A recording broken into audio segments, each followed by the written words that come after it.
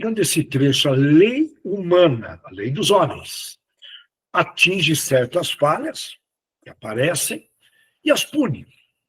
Isso de maneira geral. Tem alguns países que isso não acontece ainda. Nós estamos no planeta de prova e expiação, mas de maneira geral é isso.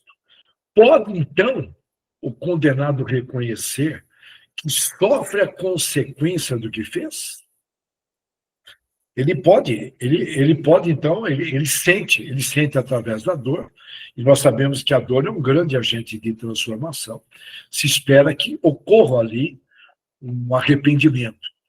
Mas a lei não atinge nem pode atingir todas as faltas, todos, podemos dizer, os crimes que ocorrem, enfim. Incide especialmente sobre as que trazem prejuízo à sociedade e não sobre as que só prejudicam os que as cometem. Em resumo, a ausência de punição externa, aquela punição que vem de fora, de um juiz, enfim, não elimina as consequências internas. O texto está dizendo isso.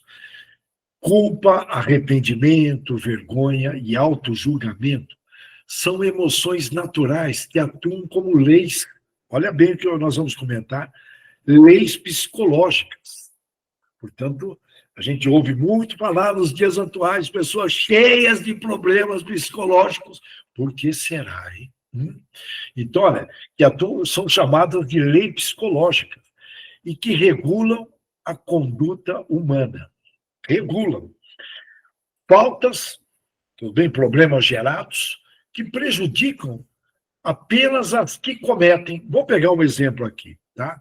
Nesse caso, vícios, autossabotagem, a pessoa se autoprejudicando, empurrando com a barriga determinados deveres, inveja, os 7 pecados capitais, desonestidade, que a cultura brasileira tem aí um bocadinho, a cultura brasileira que precisa mudar, e vai mudar. Portanto, geram perdas, num caso deste, perdas de sentido, de caráter. A vida perde sentido, é nesse sentido. O caráter é prejudicado e até o propósito de vida.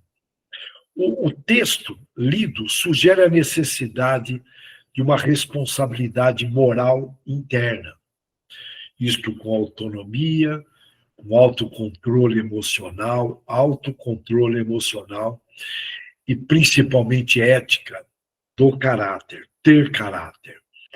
A neurociência que está evoluindo aí, estuda aqui como que funciona o cérebro, memória, enfim, como que o funcionamento, podemos dizer, pleno do cérebro, explica que as nossas ações, o que a gente faz, são avaliadas não apenas pelo sistema jurídico da comunidade, do país, da cidade, mas também, segundo a neurociência, por mecanismos internos do cérebro.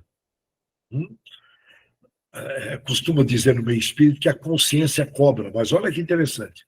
O cérebro, ele possui um sistema de recompensa e punição interna. Olha só o que o cérebro faz conosco. Ele possui um sistema de recompensa e que traz prazer e pune também o vosso cérebro, esse computadorzinho, computadorzão, melhor dizendo, nós estamos levando aqui. Quando nós agimos contra os nossos valores, quando eu falo os valores, limites, trabalho, honestidade, os valores que nós temos já conquistados. Essa parte do cérebro ligada ao julgamento moral e a parte do cérebro ligada às emoções, como culpa e ansiedade, entram em conflito. Olha só, entram em conflito. Por isso que a pessoa fala, não estou me sentindo bem, não sei por quê. E é compreensível. Quando nós agimos contra o que acreditamos, nós agimos contra aquilo que nós acreditamos, ativa um estado, podemos dizer, de desconforto mental, levando o indivíduo a buscar uma correção de comportamento. Portanto, não é fácil estar carregando esse computador aqui. Mesmo sem a punição externa, essas falhas pessoais geram sofrimentos é chamado de neuropsicológico, podendo evoluir em alguns casos para estresse, depressão e até podemos chamar assim, autodesprezo. A pessoa começa a se autodesprezar, quando isso vai sendo acumulado. Olha aí, ó, uma espécie de caderneta de poupança negativa no cérebro. Vai acumulando essas pequenas falhas ou faltas. E essas falhas que prejudicam apenas o indivíduo não geram uma punição social, mas geram consequências psicológicas reais. Por isso, eu vou repetir, por isso que as clínicas estão cheias. Pessoas cheias de problemas foram acumulando, sem dar bandeira, o tal do fingimento. Né? E não aparece, não aparece. Mas aqui nós estamos aí num país que tem um terreno fértil para cometer erros. Tem aí exemplos de montão de todo lado, de todo lado. Nós precisamos mudar essa cultura, segunda vez que eu estou falando isso, e depende de nós. Bom, a verdadeira justiça nós estamos cometendo aqui coisas que você prejudica você mais. E o parente, o próximo, sem dar bandeira e que fica no silêncio. Né? Ou aquele líder, sabe aquele líder autoritário da empresa? Aqui quem manda sou eu, moro, vai lá e faz. E vai gerando um bocado de ofensas, dá para imaginar. Né? Ainda tem um montão aí. O mundo mudou, as empresas melhoraram, o RH, aquela coisa, vai ter muita gente autoritária no pedaço.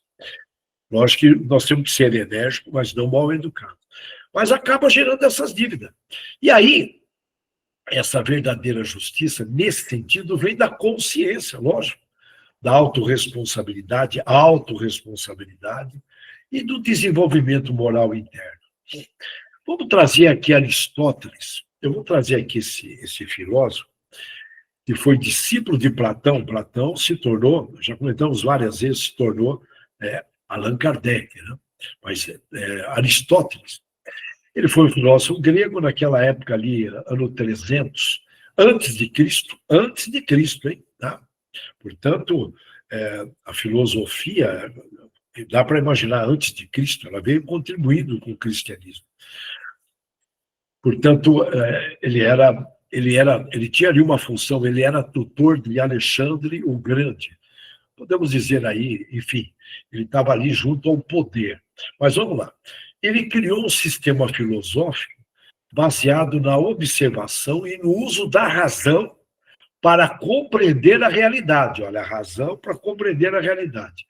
No final da vida, ele deixou Atenas, segundo fala dele, para evitar perseguição política e disse: não permitirei que os atenienses pequem duas vezes contra a filosofia. Lembrando a execução de Sócrates, que teve a oportunidade de cair fora, mas ele falou: não, eu vou seguir direitinho, se vocês estão me condenando, eu tomo o veneno, a cicuta.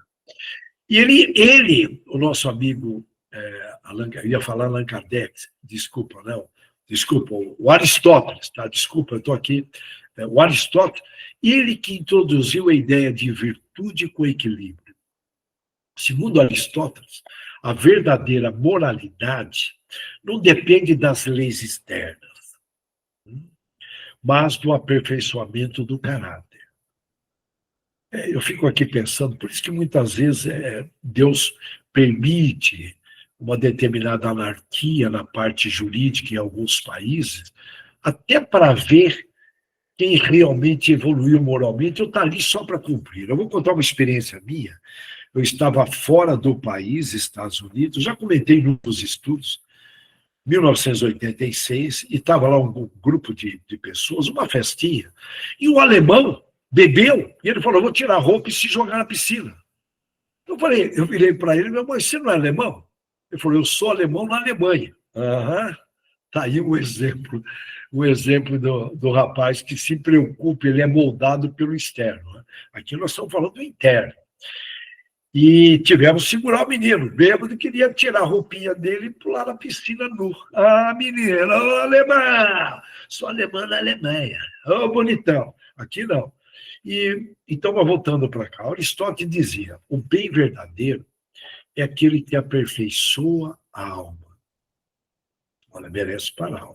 O bem verdadeiro é aquele que aperfeiçoa a alma. Assim como não foi dito no texto, Aristóteles diferencia o que é legal do que é virtuoso. A lei pode, mesmo porque a lei está evoluindo, a lei dos homens, a lei pode não punir o egoísmo, a preguiça. Tem aí tem algum sistema jurídico que, muito pelo contrário, muitas vezes, mas algum sistema jurídico que pune o preguiçoso, não, não, que eu saiba, não. A covardia, o orgulho, mas esses vícios, eles corrompem a alma e impedem, segundo Aristóteles, de você ter uma vida plena. Existem falhas não punidas pela lei, mas que degradam moralmente quem as comete. E nós estamos num mundo aí de muita transparência, viu? Então, até eu acredito que vai chegar um ponto que até esses cometimentos internos ali na família, que ninguém dá bandeira, é melhor silenciar, amigo do amigo, aquela conversinha, né? Isso tudo vai aparecer, já está aparecendo, né? É incrível. Aqui eu tenho que trazer Immanuel Kant, outro filósofo alemão, nesse caso, século XVIII. Ele foi o criador do criticismo. Ele buscou, portanto, tem a ver com crítica, análise crítica.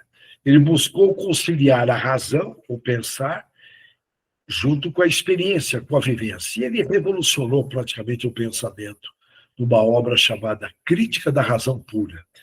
Ele defendeu que o conhecimento humano depende tanto do sentido vivenciar, fica até melhor, né? Ou cheirar, ver, falar, quanto da estrutura racional da mente. E ele era muito disciplinado, ele decidiu nunca mais mentir, significa que ele mentiu durante um período, nem em situações difíceis. Chamou muita atenção. Ele decidiu nunca mais mentir. Está de mentira. E a sua frase mais famosa, que é: duas coisas me enchem de admiração. Isso aqui é para guardar, viu? Duas coisas me enchem de admiração. O céu estrelado, lembrei dele hoje, que eu dei uma olhadinha à tardezinha. Olha, o céu estrelado sobre mim e a lei moral dentro de mim. Ele usava muito esse termo, a lei moral dentro de mim. Dormia pouco, trabalhava muito, um grande exemplo. E, portanto, ele chamava lei moral dentro de nós. Ele especificava muito isso. Ele batia muito nessa tecla, né? Portanto, a responsabilidade moral é individual e não depende da vigilância externa. Países mais evoluídos um tempo atrás, porque agora teve uma mudança enorme no planeta Terra. Na década de 80, o planeta Terra estava num bom momento, junto aos países de primeiro mundo. Depois teve uma degradação, a ausência do bem trabalhou de uma forma no globo, hein? É interessante, nós temos que prestar atenção, porque não é brincadeira. Por isso, o Brasil, pátria do Evangelho, nós temos que orar para o mundo todo. Não é só para os nossos familiares, para o mundo todo. Eu estou defendendo isso porque não é brincadeira. Tá? Viemos, já recebemos salário antecipado, nós espíritas viemos no umbral para chegar aqui, pelo menos orar para todos, indistintamente. E para o planetão. A missão do Brasil, pátria do Evangelho, os Estados Unidos tem outra missão. E a Alemanha tem outra missão, cada país tem a sua missão. E não dá para a gente deixar de trazer o Viktor Frankl. Viktor Frankl, ele desencarnou em 1997, é recente, foi um psiquiatra e filósofo austríaco. Ele sobreviveu aos campos de concentração nazistas, okay? Família judia, e a partir dessa experiência ele desenvolveu a sua principal tese, a busca do sentido e a motivação. Olha, a busca do sentido na vida. Qual é a sua grande causa? Qual a razão sua de estar aqui? E a motivação central da vida humana. E detalhe, os manuscritos dele foram confinados. E ele ficou, bom, para ter uma noção, ele ficou em Auschwitz, que foi o campo de concentração. Ali ele é coisa de Deus, para ele ter conseguido sair dali, trazer essa experiência para nós, fora de série. Ele escreveu Mentalmente, portanto, seu livro mais famoso, Dentro do Campo de Concentração. E em vez de se revoltar, ele transformou o sofrimento em reflexão. Eu falo isso, sabe por quê? Eu estou batendo essa tecla? Porque com esse excesso de informações, estão tirando o pensamento crítico da comunidade. Ah, essa moçada fica ali passando o dedinho nos Instagram. E eu perguntei para o João, agora, eu estava aqui junto, eu estava olhando o celular junto com o rapazinho, eu falei, mas peraí, volta lá naquele outro. O que você analisou sobre aquilo? Ele nem lembrava. Uma superficialidade. E você vai conversar com uma pessoa dessa, defende como se soubesse. Fala com firmeza, não? E defende opiniões, mas não fez nenhuma análise crítica. Inclusive, esse excesso, eu estou para dizer que visa tirar a análise crítica, porque é raro as pessoas pararem para pensar. Elas estão delegando para o Google, delegando agora para a inteligência artificial. Então, o que está virando o ser humano? Eu estou aqui me perguntando, muitos não têm tempo para pensar. Nós aqui, inclusive, estamos tendo esse tempinho aqui para analisar, refletir, mas muita gente ouve isso e aceita, sem questionar. Os filósofos questionavam. Lógico que aqui nós não temos esse espaço, mas, por favor, se alguém não aceitar uma fala dessa, passa aí para nós aí um e-mail, a gente dá um jeito de responder. Mas tem que questionar tudo. A ausência do bem está trabalhando aí de uma forma que eu nunca vi igual. Então, olha, voltando aqui para ele. E ele, o Viktor Frankl, eu estou pegando aqui um gancho. Ele atendeu pacientes até os 92 anos. Ele dizia, enquanto a vida, há a possibilidade de ter propósitos. Portanto, ele defendia que o ser humano, independente do sofrimento, ele pode escolher sua atitude.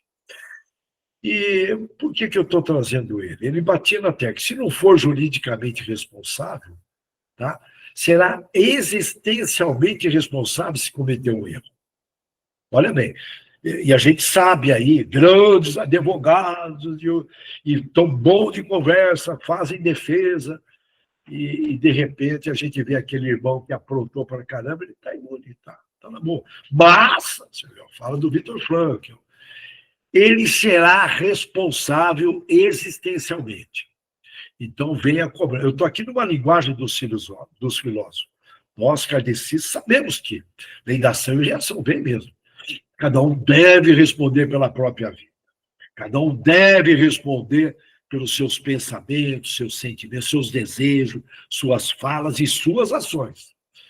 Quando a pessoa comete uma falta que prejudica a si mesmo, como vícios, segundo Viktor Frankl, orgulho, fuga de responsabilidades, pode não sofrer essa punição legal, mas sofrerá um vazio, que geralmente o pessoal fala nas clínicas, é um vazio, eu não consigo entender, doutor, ou psicólogo, eu não consigo entender, um vazio.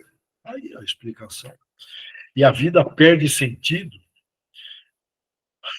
portanto, é algo para a gente refletir. Eu estou trazendo aqui mais um, eu vou trazer mais um, o Sócrates, o filósofo, lá de. Ele nasceu em 469, eu guardo antes de Cristo. Ele foi um filósofo grego, não deixou nada escrito, tudo que sabemos vem de seus discípulos, inclusive Platão ajudou muito como discípulo de Sócrates. Ele defendia que o verdadeiro conhecimento nasce do autoquestionamento, você se autoquestionar. Mas por que eu dou tanto moral para o meu vizinho? Por que eu tenho que parecer melhor do que meu vizinho? Por que eu tenho que estar com isso, um carro 0 quilômetro, sociedade? Por que eu tenho que prestar conta, a sociedade me ver como bonitão? Por quê? Tem que fazer essas perguntas. Se você não faz essas perguntas, eu estou pegando aqui um exemplo, hein? Tá? Se você não faz essas perguntas, com certeza você não tem aí um verdadeiro conhecimento sobre si. Não se autoconhece. Então, é facilmente manipulado quem não se autoconhece. Os obsessores adoram, gostam de pessoas que não questionam, não se autoquestionam, não voltam para o departamento eu, no silêncio, desliga tudo, televisão, e fica ali falando, eu preciso pensar sobre isso. Por quê? Escreva num caderninho. Por que que eu dou tanto moral para esse parente meu quando fala uma abobrinha?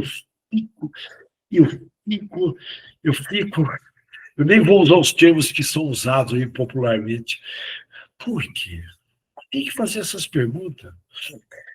Portanto, nós estamos falando aqui de Sócrates, né? Vivia ali de um detalhe importante, ele vivia de uma forma muito simples.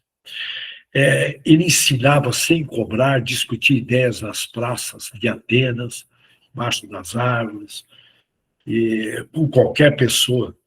E ele dizia, uma vida sem reflexão não vale a pena ser vivida. Eu estou vendo aí uma geração sem reflexão. Estou vendo geração em meia-idade, estão caindo aí nas vidas, a televisão ainda usa, acredito eu, não posso afirmar, mas não tem lei que cobra aqui no Brasil, lei externa, a propaganda subliminar, estão ali, ó, viciadinhos, né? Estão ali sendo conduzidos. Né? Então, a vida sem reflexão não vale a pena ser vivida, segundo Sócrates. Ele andava descalço, pobre, com aparência descuidada, mas de uma grande inteligência. Foi enviado de Jesus, né? Foi por Jesus. Foi acusado à morte, acusado de corromper os jovens, porque ensinava os jovens a perguntar, coisa que a nossa educação, a escola não nos ensinou. E ele foi condenado por corromper o jovem e desrespeitar os deuses da cidade. Olha só. Ele teve enfim, ele teve a chance de fugir, conforme eu comentei, e não quis fugir. Portanto, ele seguiu, obedeceu às leis de Atenas. Casado com... Esse caso aí teve um pouquinho de humor. Vale a pena a gente sorrir um pouco. Ele foi casado com Xantipa, uma mulher conhecida pelo seu temperamento fortíssimo. Sabe aquelas mulheres que quando elas vão se aproximando, você sente o passo dela. Você fica até assustado. Segundo, eu li um texto do Sócrates há um bom tempo atrás, que você sentiu o passo dela pesado. Sabe aquelas mulheres bravas? E ele dizia com humor, olha, casa, orientava o jovem, casa, vale a pena casar. Agora, se você arranjar uma boa esposa, você vai ser feliz. Se arranjar uma má, sabe o que vai acontecer? Você vai se tornar filósofo. Portanto, estava explicado. Ele tinha um senso de humor. A primeira vez que eu li isso aí, eu ri, eu estou rindo novamente. E ele dizia o seguinte, o pior mal não é sofrer a injustiça, mas cometê-la. Porque ao cometer uma injustiça, mesmo sem punição, o indivíduo fere a sua própria alma. Olha que fala inteligente de Sócrates antes de Cristo. Olha, eu vou repetir. Se o indivíduo comete uma falha, mesmo sem punição, ele fere a sua própria alma e, logicamente, deteriora, podemos dizer, o seu caráter. Pô, aqui entre nós, ferir a sua própria alma é falta de amor verdadeiro. O cara não se ama, a pessoa não se ama. Percebeu? Olha que fala inteligentíssima antes de Cristo. Nós devemos muito à Grécia, devido à filosofia que ela exportou. A Grécia teve uma missão muito nobre. Lógico que a missão vai evoluindo. E, com relação ao texto, Deus, porém, quer que todas as suas criaturas progridam. Lógico, nós somos filhos de Deus. E, portanto, não deixe impune qualquer desvio do caminho reto. São leis de Deus. Não há falta alguma, por mais leve que seja, nenhuma infração da sua lei que não acarrete forçosas e inevitáveis consequências, conforme o texto foi lido. Chegou até a usar o termo será punido por aquilo que pecou, uma linguagem bem católica, pecado. Né? Olha, as nossas atitudes, elas criam resultados que não dá para prever em nossa vida. positivo ou negativo, prevedar, né? Resultados inevitáveis em nossa vida, que pode ser positivo ou negativo. Negativos, depende do que a gente faz.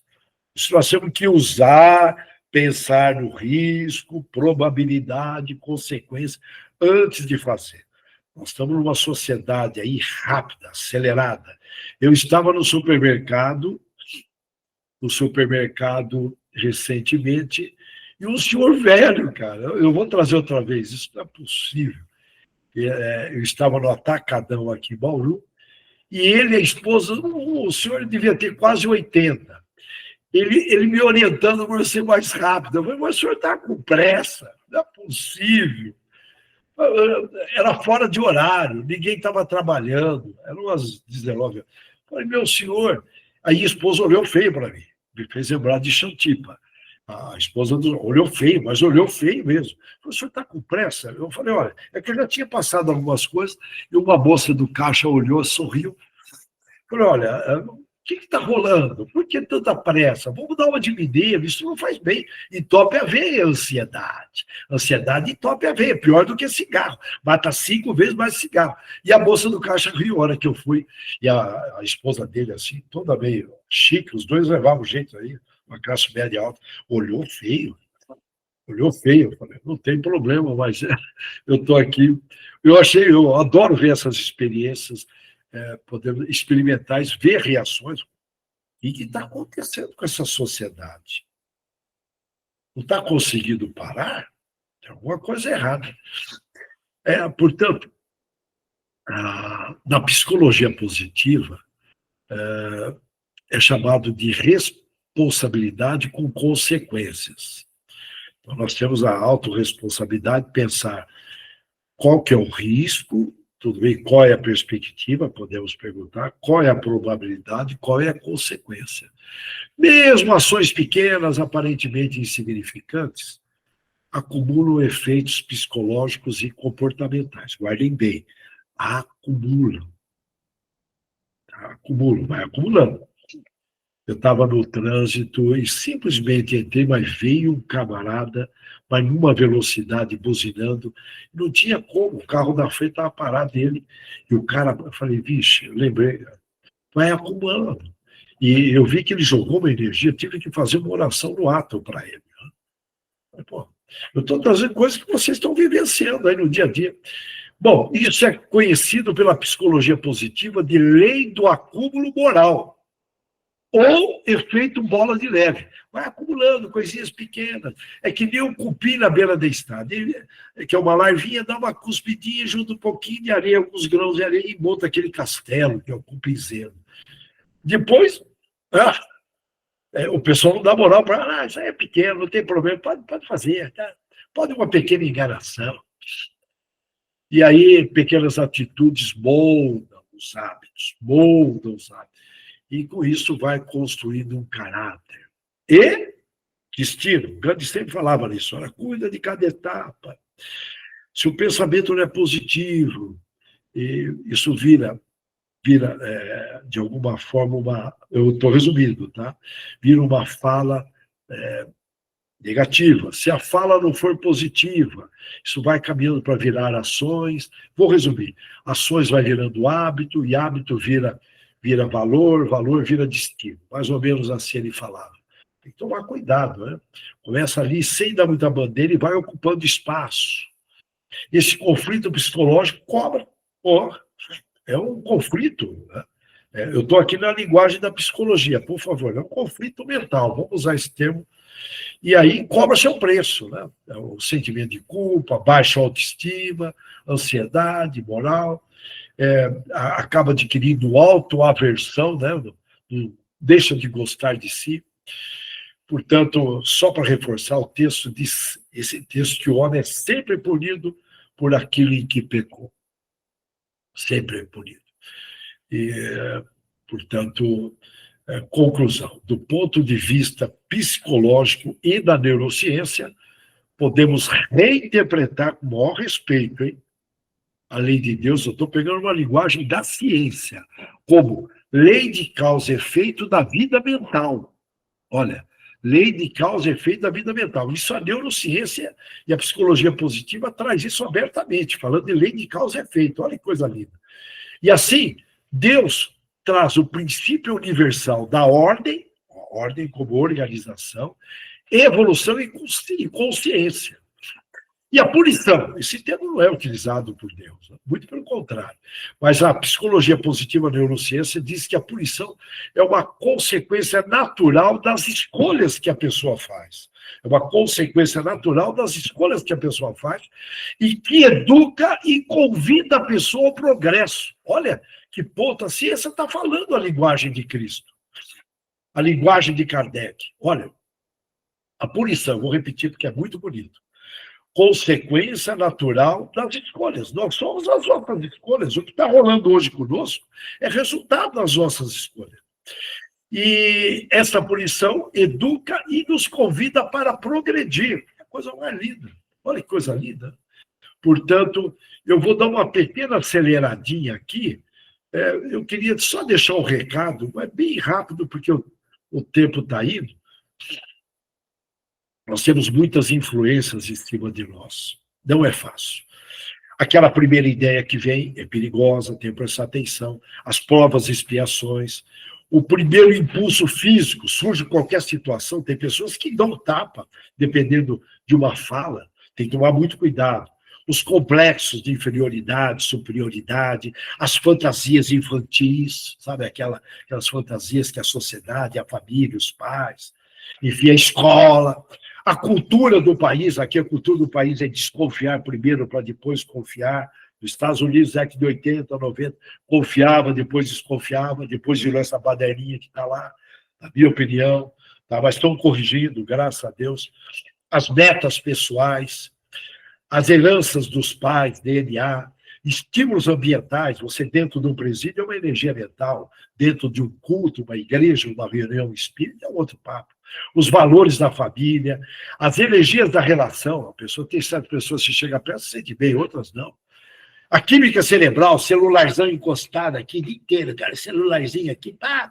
Põe o fone de ouvido, cara, já estão comprovando que afeta no cérebro. Oh, não é brincadeira, micro-ondas na cabeça. Bebida alcoólica, nós estamos socialmente, mas está destruindo o neurônio. Depois chega aí com 60 anos, 60, fica dando trabalho para os filhos aí, de bobeira, não, porque eu bebo socialmente. Ah, por que você bebe? Ah, nunca pensei nisso. Mas por quê? Ah, eu não sei. Não reflete, irmão. Então, olha, aqui vai uma dica bem legal para a gente ficar bem esperto, hein? Tá? Se nós estamos estudando aqui é porque nós queremos ficar bem espertos. Vocês me entendem a linguagem popular.